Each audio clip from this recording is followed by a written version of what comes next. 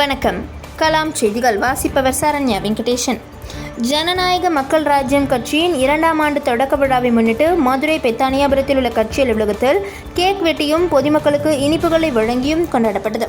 இந்நிகழ்விற்கு கட்சியின் மதுரை மண்டல ஒருங்கிணைப்பாளர் எவர்கிரீன் ஜி.வி. பாலமுருகன் தலைமை வகித்தார். நிகழ்ச்சிக்கு வருகை தந்தவர்களை பெத்தானியாபுரம் நாயுடு சங்க செயலாளர் பொம்மை ரவிச்சந்திரன் வரவேற்று பேசினர். இதில் நிர்வாகிகள் J. Kannan, Nagaraj, TM. Naidu, Gajendran, tailor Rangaraj, Alagu Ramanujam உட்பட பலர் கலந்து கொண்டனர்.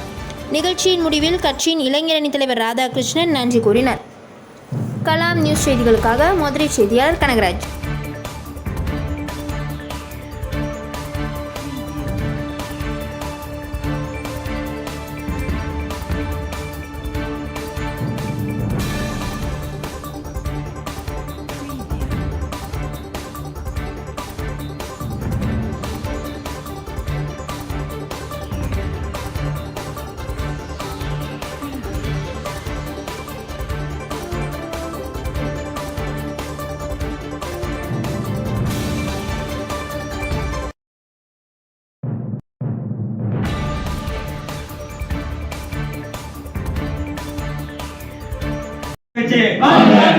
மக்கள் ராஜா கட்சி